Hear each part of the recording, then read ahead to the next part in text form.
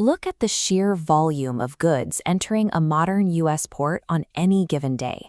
Thousands of containers move on tight schedules where every single hour of delay burns capital. Historically, clearing CPSC-regulated products like toys, apparel, or electronics through these ports relied on a highly manual workflow. You tested your goods, created your compliance certificate, and saved it as a PDF on your own servers. You never had to proactively submit that paperwork. You only produced the certificate if Customs or the Consumer Product Safety Commission flagged your specific shipment for a random audit or inspection. On July 8, 2026, that reactive, upon-request era comes to a hard stop. Starting then, safety data must be electronically filed into the Customs ACE system at the exact moment your cargo arrives at the U.S. border. By demanding data pre-arrival rather than post-audit, the government shifts the burden of proof to the front of your supply chain. You have to clear the compliance hurdle before a single box is allowed to cross the threshold. The teeth behind this enforcement is a strict rule: no data, no entry. If your customs broker fails to transmit the required message set detailing your compliance, your cargo hits a logistical dead end at the port. This table maps out exactly how the new penalties differ from the previous system. Notice the shift in timing. We move from providing documents during a targeted audit request to a mandatory submission at the exact moment of entry. The method updates, replacing your internal PDFs with direct digital submission into the ACE portal. And the consequences for missing steps escalate, from warning letters to automated shipment holds and entry refusals. For massive, predictable supply chains bringing in the same item 10,000 times, a strict rule is a solvable math problem.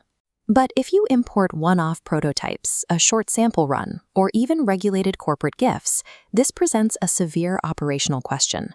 A system built to create an express lane for compliant, repetitive goods creates an immediate threat to agile, low-volume shipments. Let's trace how this plays out for operations moving high volumes of repeat commercial SKUs. To prevent importers from typing out the exact same lab test data for every single recurring shipment, the CPSC built a central product registry. This flowchart tracks the high-volume pathway. Before shipping, you must pre-upload your product profiles and lab testing data directly into this registry. Once that data is locked in, the operational benefit is clear. Your customs broker simply transmits a short reference ID when the goods arrive. Supplying that single code bypasses all manual data entry, accelerating processing and pushing the cargo straight through to clearance. The trade-off here is entirely front-loaded.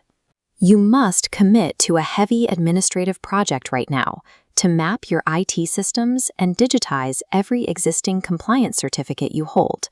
Accept that initial administrative workload, and you earn frictionless border clearances that protect your margins from delays down the line. However, the digital system carries a rigid requirement for tracking version IDs. If you decide to change a raw material supplier, or you shift the production of the exact same item to a different manufacturing facility, the CPSC treats that as a material change. Your old reference code immediately becomes invalid. You must issue a completely separate version ID and update the entire eFiling record before the modified product ships. This strict version control locks down supply chain safety, but it eliminates your ability to pivot suppliers behind the scenes without triggering fresh federal database updates. Now consider the flip side: operations moving one-off prototypes, sample factory runs, or regulated gifts. The text of the mandate offers a harsh reality. There are 0 explicit exemptions granted just because a shipment is low volume or generates no revenue.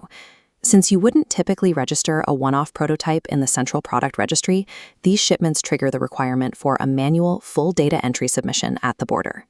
This branching flowchart illustrates the immense burden of that manual route. To get a sample cleared, you must provide 7 distinct data points for every single product line. Your broker has to manually input the specific GTIN, the exact place of manufacture, and detailed contact info for the testing lab. Doing this manually generates steep broker filing fees and administrative delays on goods that are not even meant to be sold. If you fail to link a valid test certificate to that prototype by the time it reaches the border, the automated system stops the shipment. The mandate actively punishes agility. Sample shipments meant to speed up your product development cycle turn into a massive administrative bottleneck, trapping your goods at the port.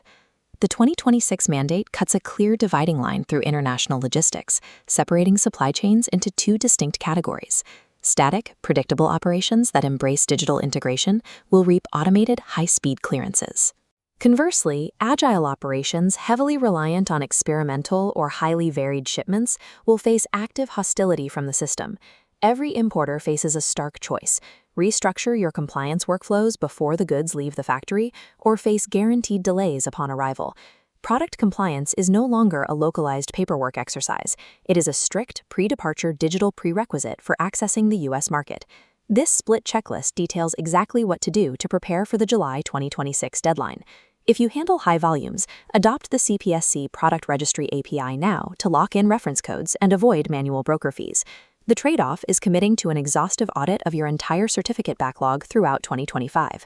If you rely on samples, start treating them exactly like commercial goods. Secure lab testing before they ever leave the origin country. Adapting to these strict digital protocols will inevitably slow down your initial prototyping and shipping phases. But doing the work up front is the absolute only protection against catastrophic cargo